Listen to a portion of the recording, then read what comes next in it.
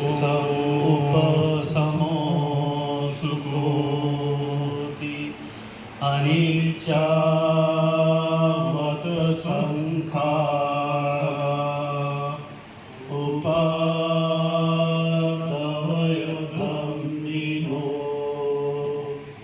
उपजित्वा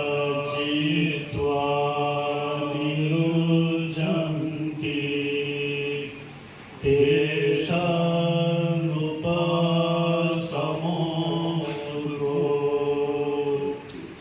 अनिच्चावत संखा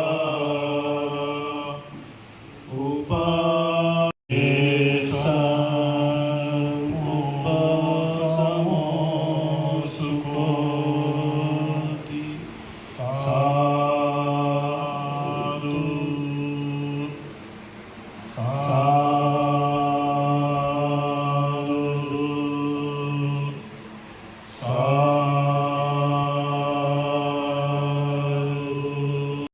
में पहिया मेहता संघ द्वारा निरंतर अनवरत धार्मिक, सामाजिक, शैक्षणिक, साहित्यिक एवं डॉक्टर अंबेडकर जी के समाज सुधार के कार्य निस्वार्थ भाव से किए जा रहे हैं। पहिया मेहता संघ, पहिया अर्थात विजडम, बुद्धिमत्ता, मेहता करुणा, दैट इज मर्सी। पहिया मेहता संघ की स्थापना 2 दिसंबर 1982 में की गई थी, जिसका उद्देश्य भगवान बुद्ध की शिक्षा का एक्सपेंशन करना, साथ ही में एजुकेशनल और कल्चरल रूप से भारत में और अन्य देशों में मानवतावादी कार्य किए जाना। साथियों, मुझे बताते हुए बहुत गर्व महसूस होता है कि पहिया मेहता संघ पिछले 40 वर्षों से अनवरत धार्मिक कार्यों के अलावा शिक्षा के कार्य में भी कई महत्वपूर्ण काम कर रहा है। शिक्षा समाज में बदलाव का माध्यम है। इसको ध्यान में रखते हुए भारतीय बौद्धों के धम्मगुरु पूज्य भदंत संघरत्न मानकी जी द्वारा शाकितामा हिंदी स्कूल, मियाको अंग्रेजी स्कूल, इचुगु वो तेराशु किंडरगार्टन, भव्य वाचनालय, अनाथ बच्चों के लिए बाल सदन की व्यवस्था, जिससे हजारों बच्चे आज तक लाभान्वित हुए हैं, ये कार्यक्रम अनवरत चलता आ रहा है। इसके साथ ही महासमाधि भूमि विशेषांक विगत 32 वर्षों से निरंतर, जिसमें मेधावी छात्र अपने विचार प्रस्तुत करते हैं और उन्हें आर्थिक रूप से सहायता भी की जाती है। शिक्षा के क्षेत्र के अलावा प्राकृतिक आपदा, भूकंप, सुनामी, जम्मू कश्मीर में आई बाढ़, नेपाल में भूकंप, विश्व महामारी कोविड, पीड़ित परिवारों को पेयजल, खाद्य सामग्री, औषधि एवं अन्य वस्तुओं की आपूर्ति बिना किसी देर के निस्वार्थ भाव से की जाती है।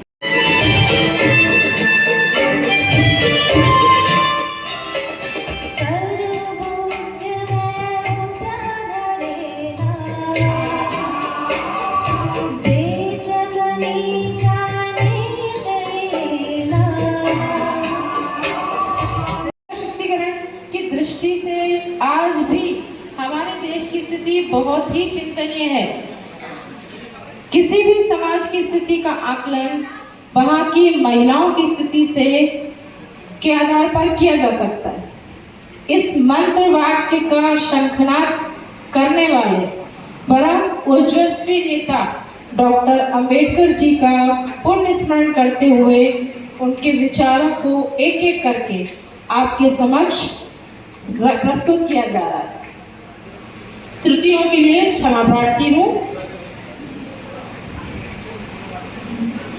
डॉक्टर अंबेडकर महिला सशक्तिकरण के प्रबल समर्थक थे।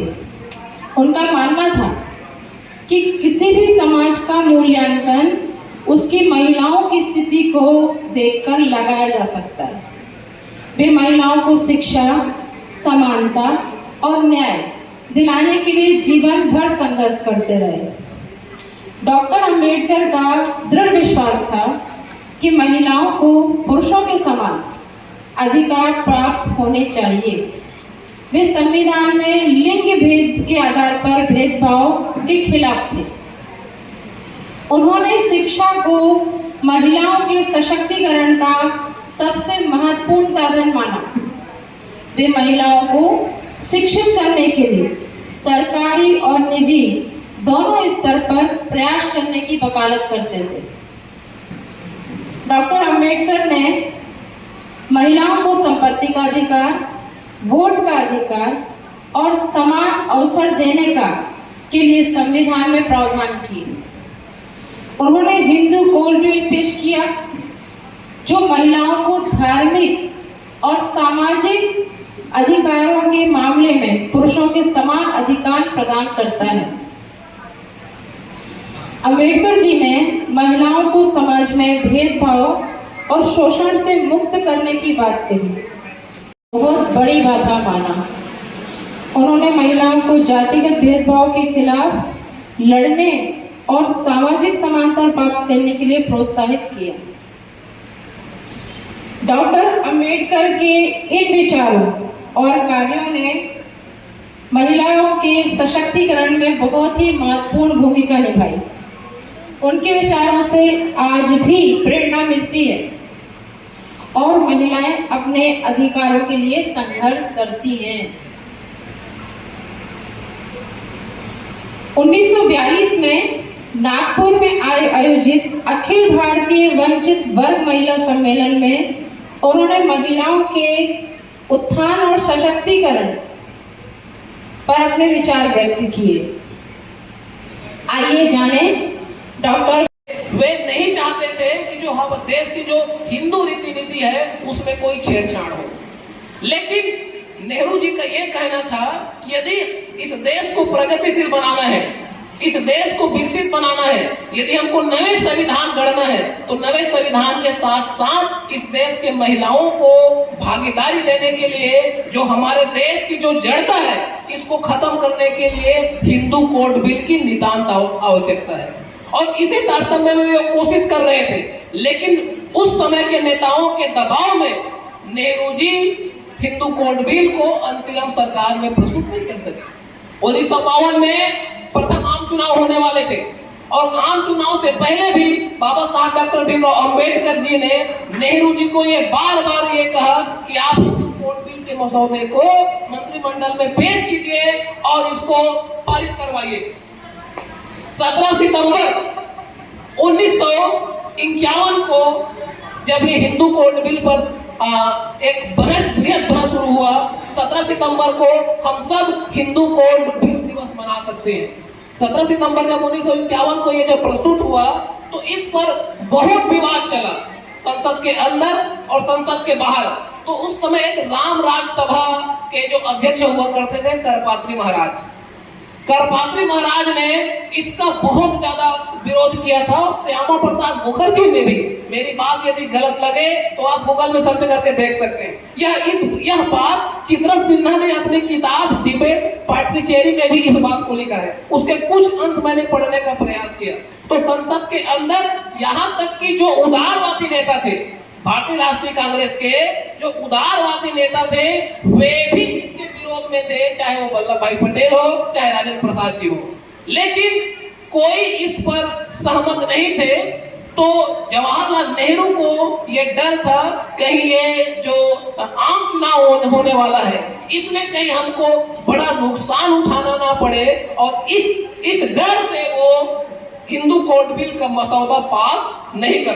अनुच्छेद 15(3) में ये लिखा है कि इस अनुच्छेद की कोई भी बात महिलाओं और बालकों के संबंध में कोई नियम बनाने से रोकेगा नहीं।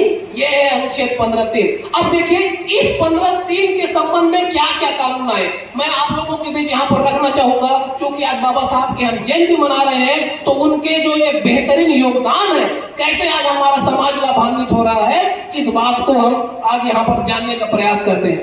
बाबा साहब ये कहते थे कि समानों के साथ तो समान व्यवहार किया जा सकता है, लेकिन असमानों के साथ समान व्यवहार करना, असमानता को कायम रखना है। और काल में आपके पास हजारों लाखों घंटे होंगे।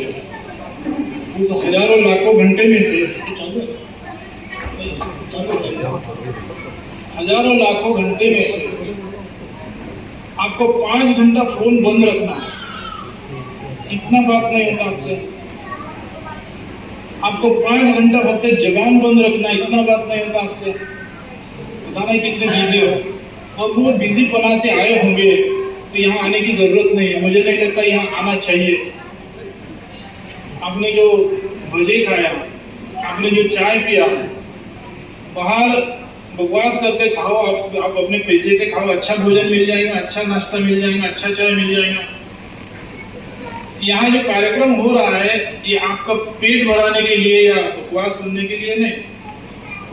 यहाँ जो कार्यक्रम हो रहा है ये कार्यक्रम आपका आध्यात्मिकता मामला है। उस आध्यात्मिक मामला का जो भूख है उसको मिटाने के लिए हो रहा है। उस चाहत से आए होंगे तो आपको यहाँ कुछ तो मिलेगा, लेकिन आपके रोज की जो आदत है, रोज आप घर में जो करते हो, फोन कहाँ से बज रहा पता नहीं, आवाज कहाँ से आ रहा पता नहीं, ये हालत में, ये माहौल में आए होंगे तो मैं सोचता हूँ कि आपने ना आना अच्छा है।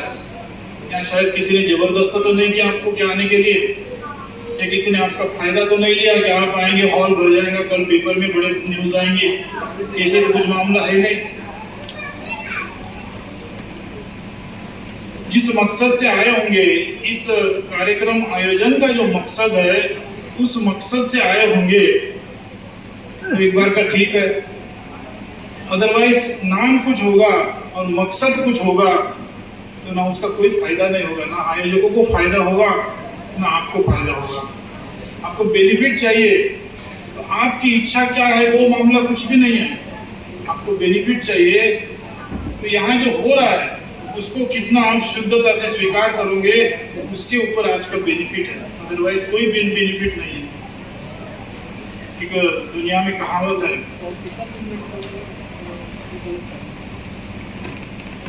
इंडियन आदमी को 2 मिनट चुप रखना ये दुनिया का 8वां 2 मिनट, तीसरा नहीं 2 मिनट। और जापानी आदमी को 2 मिनट बोलने को लगाना ये दुनिया का 9वां आश्चर्य होता है। मेरे अंदर में दोनों खून है। मैं मदर खून जो है वो 2 मिनट क्या 20 घंटे बोल सकता है। मेरा वर्किंग खून है वो 2 घंटा बोलने को तकलीफ जाती है। फिर भी मेरा 40 साल से जो जीवन जी रहा हूँ, उम्र तो 40 की नहीं है, लेकिन जो वास्तविक जीवन मेरा 40 साल जी रहा हूँ वो जीवन साल में 15-20 बार जुबान में, यहाँ तो 100 के ऊपर जाता हूँ, प्रवचन देता हूँ। कभी इतने रहते हैं, कभी इससे कम रहते हैं, कभी इससे ज़्यादा रहते हैं, कोई संख्या का मामला नहीं है। जो शुद्ध मन से आते हैं वो 2 रहे, कोई फर्क नहीं। जो अशुद्ध मन से आते हैं वो 1000 रहकर भी कोई फायदा नहीं। मैं अकेला प्रवचन वाला, मैं अकेला, मेरे आगे नहीं ना मेरे पीछे नहीं। कोई एक आधा फूल लेकर आएगा, गुच्छा लेकर आएगा, दूसरा कोई मेरा परिचित करवा देगा और वही फिर प्रस्तावित करता है और मुझे 1.5 घंटा समाप्त देते, कम से कम 1.5 घंटा। ये धम्मशिखर से ही छीन लिए, शायद मेरे को भी बोलेंगे भंते जी 1.5 घंटा, फिर बोलेंगे भंते जी 15 मिनट, फिर बोलेंगे भंते जी बहुत हो गया। ये थोड़ा सा अजीब लगता है। जो कुछ किसी को वादा किया है कि आपने प्रवचन देना है, आपने लेक्चर देना है, आपने भाषण देना है, उनके साथ पहले ही कमिटमेंट करके रखना चाहिए। और वो कमिटमेंट दूसरा आपका जो करने वाले है उसका टाइम कम कर जिसका लेक्चर है उनको ज़्यादा टाइम देना चाहिए, क्योंकि वो बंदोबस्त कर आते, तैयारी कर आते। तो 20 मिनट बोलेंगे तो 20 मिनट मेरा देखो, मेरे को भी लगा था कि शायद 20-25 मिनट का मैं उतना ही बंदोबस्त करके आया हूँ, लेकिन डर है कि कभी जीवन में खींचा जाए। ऐसा तो होगा नहीं, लेकिन ये एक प्रकार की बेइज्जत है। जिसको लेक्चर देने को बुला रहे हैं, जिसको प्रवचन देने को बुला रहे हैं, और आपके लिए तो बहुत कुछ वक्त है, लेकिन जिसको इज्जत से बुलाया उसको बोलते कि नहीं 10 का 15 मिनट भी बहुत हो जाए। किस भावना से किए थे? उस वक्त की जो भावना थी वो भावना ये थी कि जो आयोजक है, आज के आयोजक है, उन्होंने अपनी भावना प्रकट किया था कि बंदी जी 14 अप्रैल के पहले की बात थी, अर्थात बाबा साहब अम्बेडकर का जयंती जो था उसके पहले की, कि हम 14 अप्रैल कैसे मनाएं। तो जो आज के आयोजक है वो आयोजकों के मन में आया कि 14 अप्रैल हम मनाते हैं, जगहों जगहों में मनाते हैं, दुनिया भर में मनाते हैं, लेकिन इवन भारत ही नहीं, विदेश में जाकर जो 14 अप्रैल की बात कर रहे हैं उसमें से मोस्टली लोग जो है यहाँ से जाकर माइग्रेट हुए लोग वही जयंती मना रहे। नागपुर की बात, यहाँ की बात और कहीं की बात, जयंती कौन मना रहे? जो 14 अक्टूबर 1956 में दीक्षा लिया उन्हीं की ही फैमिली मना रहे। उसके अलावा उनके दोस्त मित्र होंगे वो ठीक है, थोड़ा सा इन्वॉल्व हो जाते, अदरवाइज जो जयंती है वो जयंती एक फैमिली के माध्यम से मनाई जाती है। जो 14 अक्टूबर 1956 को दीक्षा लिया वही फैमिली बाबा साहब अम्बेडकर की जयंती मना। फिर हमने विचार करना चाहिए कि बाबा साहब अम्बेडकर का जो सिद्धांत था, यहाँ बाबा साहब के जन्म के बारे में जो इतिहास है वो जन्म के बारे में किसी ने बोल कर गया, मैं कालों का नाम तो नहीं बताऊंगा, लेकिन बाबा साहब अम्बेडकर कितने एक धर्मों का या एक जात का विचार नहीं किया, उसका 2-4 आपको एग्जाम्पल दे सकता हूँ। कॉलम, संविधान की जो कॉलम है वो कॉलम पहले एससी की फैसिलिटी के बारे में नहीं है। 312-13 का जो कॉलम है, 333 में जा ही नहीं उतना, जो कॉलम है वो कॉलम पहले एससी की फैसिलिटी का नहीं है, पहले ओबीसी की फैसिलिटी का है। आप उसमें समझ सकते हो कि बाबा साहब अम्बेडकर किसका भला चाहते थे। बाबा साहब अम्बेडकर ना ओबीसी का भला चाहते थे, ना बाबा साहब अम्बेडकर किसी एससी का भला चाहते थे, बाबा साहब अम्बेडकर इस देश का भला चाहते थे। वो आज हमारे समाज में नहीं रहा, हमारे समाज में नहीं रहा। मैं ये गलत शब्द इस्तेमाल कर रहा हूँ, हमारा समाज। मैं हमारा समाज ये शब्द छोड़ देना चाहिए। हमारा समाज मतलब क्या? मैं ये समझ सकता हूँ कि मेरा धर्म, मैं ये समझ सकता हूँ कि मेरा देश, जबकि बुद्ध ने ना तो मेरे धर्म की बात किया, ना तो मेरे देश की बात किया, ना तो इस पृथ्वी की बात किया। ये पृथ्वी के इर्द गिर्द में जितने भी चक्र घूम रहे हैं, बुद्ध ने उस सब की बात की। 1956 में जिन्होंने दीक्षा लिया वो समाज के लोग ही ज्यादा एजुकेशन लिए। एक छोटी सी बच्ची बन गई जज, बन गई, कांग्रेचुलेशन। ये उसी का ही नतीजा, एजुकेशन जो बाबा साहब अम्बेडकर ने बोला उसी का ही नतीजा है। ये पता नहीं अभी कितने साल के होंगे, बोल मत नहीं तो आगे तकलीफ होगी। इतनी छोटी सी बच्ची थी तब से हमारे शिविर में आके हमारे शिष्य का जीवन जी रही है। इतना जबरदस्ती पढ़ाई किया, घर की फैसिलिटी, घर का माहौल जो होगा सो होगा, लेकिन उस हालत में ये बच्ची ने आज जज बनने तक पहुंची। वही नतीजा है बाबा साहब अम्बेडकर ने शिक्षा का स्लोगन दिया।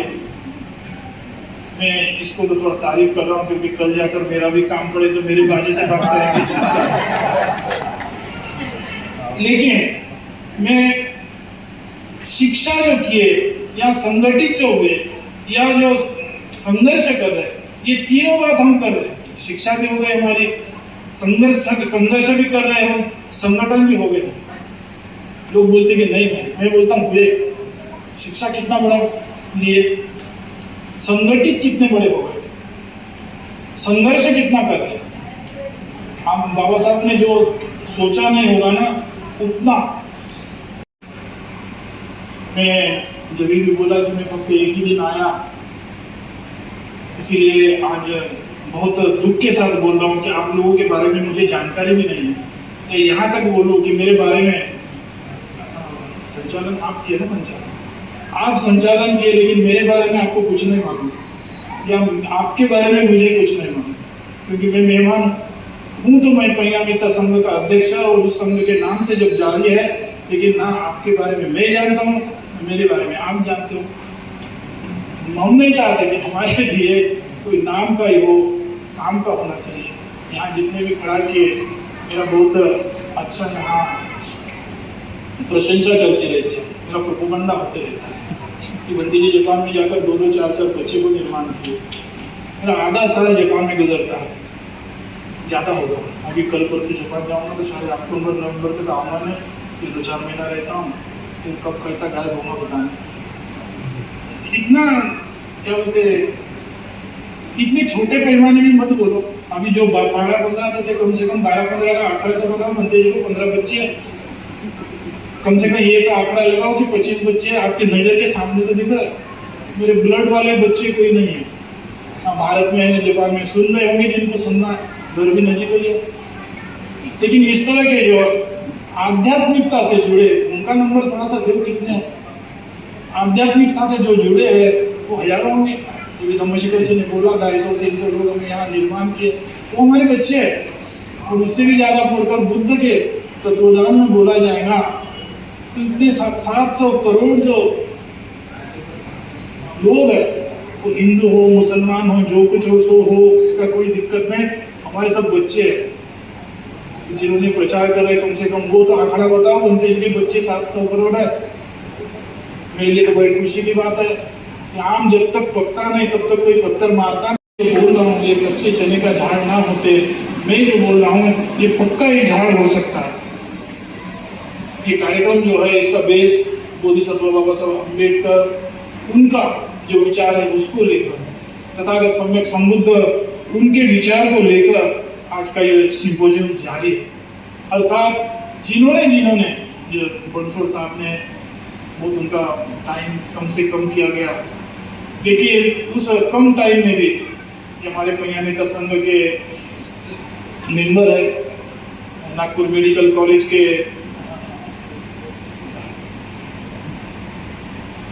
मेडिसिन के हेड ऑफ द डिपार्टमेंट थे, रिटायर हो गए। आज दूसरे कॉलेज में पद तो नहीं लिया, जानबूझकर पद नहीं देने में मिलने वाला पद को छोड़कर उस कॉलेज में लोगों की सेवा कर रहे हैं।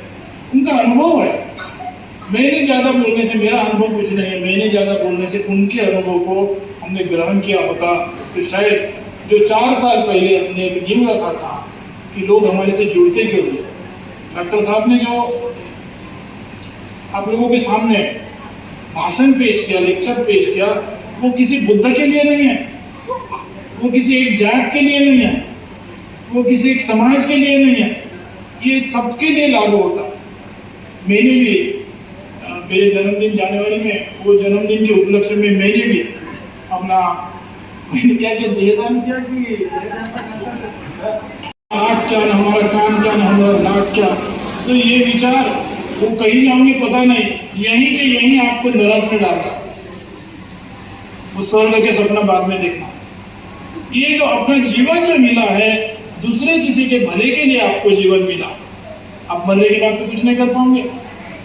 आप मर जाओगे तो बॉडी तो जलाना ही है, या गड़ाना भी होगा तो 10 साल के बाद में उसको कीड़े मकोड़े खाकर खत्म कर देंगे। फिर जीते जी संकल्प करो कि जो नरक स्वर्ग देखा जाएगा, लेकिन इस जन्म में, इस जीवन में तो मुझे नरक में नहीं जाना है। अर्थात मैंने अपने जीवन को किसी दूसरे के लिए इस्तेमाल करना, आखिरी वही है मेरे पास रहेगा कि आखिरी ये जीवन ही रहेगा। और मरने के बाद तो मैं कुछ नहीं कर सकता हूँ। जो भी कुछ मेरे संबंधित है ये धम्मशिखर सोचेंगे कि मैं इसको नाले में फेंक दिया तो नाले में फेंक देंगे, वो सोचेंगे कि अमुक करना है तमुक करना है, तो वो उनकी जिम्मेदारी वो देखते बैठेंगे क्या करना। लेकिन आज मैं जीवित हूँ, मेरा मन अपने मन से काम करता है, तो मैं निश्चित कर सकता हूँ कि मेरे बॉडी का क्या होना चाहिए, तो मैंने निश्चित किया। आज बड़ी खुशी की बात है कि यहाँ कितने लोग हो गए। ये बहुत बारीक काम होता है। ये आँख कैसी किधर घूमी है, ये नाक कैसा किधर से घुमा है, ये कान किधर से कैसा घुमा है, हाथ का पोजीशन क्या है, ये सब अध्ययन करते। अर्थात पहले अपने आप को परिपक्व करते। अपने आप को परिपक्व करने के लिए 10 महीने की प्रतिमा को निर्माण करने के लिए 2-2 साल अपने आप को परिपक्व करते। और जब अपने आप को परिपक्व कर कर जो प्रतिमा बनाते हैं तो इतना उत्कृष्ट प्रतिमा बनती है कि ले जाने वाला दुख सुख होना नहीं हो। लेकिन वो जो 10 महीने के लिए 2 साल एजुकेशन नहीं लेगा, वो अपने आप को परिपक्व नहीं करेगा तो एक मूर्ति बन जाएगी। लेकिन उसमें से जो सुख मिलना चाहिए, उसमें से जो शांति मिलनी चाहिए, उसमें से जो श्रद्धा निर्माण होना चाहिए, वो थोड़ा दूर होता है। इसलिए बुद्ध ने वही कहा कि दूसरे किसी को बदलाने के पहले अपने आप को बदलाओ। दूसरे किसी की अपेक्षा, उसने प्रोग्रेस करना चाहिए, उसने परिपक्व बनना चाहिए, उसने ये करना चाहिए, उस अपेक्षा के पहले मैं स्वयं ने क्या करना चाहिए वो सोचो। जो मैंने मूर्तिकार का उदाहरण दिया, वो पहले वो सोचते हैं कि मैंने क्या करना चाहिए। वो ये नहीं सोचता कि मूर्ति बनाने के लिए और किसी ने क्या कुछ करना चाहिए, वो यही सोचता है। 2-2, 3-3 साल एक प्रतिमा के लिए वो अपने आप को प्रोग्रेस करते हैं, वो अपने आप को परिपक्व करते हैं, तब जो बनती है वो मूर्ति सही मूर्ति बनती है। हम वो नहीं करते, हम फक्त दूसरे के ऊपर निर्भर है कि दूसरे ने ऐसे क्यों नहीं किया, वो ऐसा क्यों नहीं करता है, वो वैसा क्यों नहीं करता। हम लेक्चर देने को देखते हैं, हम ऊपर से बोलने को देखते हैं, मैं यहाँ बोलकर जाऊंगा पंचशील का पालन करो, लेकिन पता नहीं मैं स्वयं कितना पंचशील का पालन करता हूँ। मैं बाबा साहब अम्बेडकर का नाम लेकर जाऊंगा यहाँ, लेकिन उन्होंने जो 22 प्रतिज्ञा दिया है, उस 22 प्रतिज्ञा में से बोलने वाले स्वयं कितना पालन कर रहे हैं, वो पहले खुद का निरीक्षण करना चाहिए। और जब तक खुद का निरीक्षण ना किए आप कितना भी प्रवचन दे। हम जो बुद्ध की गाथा पढ़ते ना, ये बुद्ध का शब्द नहीं है, ये बुद्ध का अनुभव है। बुद्ध ने 6 साल 49 डेज जो अनुभव लिया, वो अनुभव को अक्षर में उतारा गया है। उन्होंने यहाँ से 2 लाइन लाया, उसका से 5 बोल। बुद्ध का सिद्धार्थ गौतम का जो अनुभव था, वो सिद्धार्थ गौतम के अनुभव को अपने शिष्य को बताया। वो शिष्य ने इंफॉर्मेशन के तौर पर लिया और इस इंफॉर्मेशन को अपना ज्ञान के तौर पर कन्वर्ट किया और वो गाथा आप पढ़ रहे। मतलब गाथा पढ़कर आपको कोई लेना नहीं है, वो गाथा पढ़कर सिद्धार्थ गौतम ने या उनके शिष्य ने जो अनुभव किया वही लिखा है।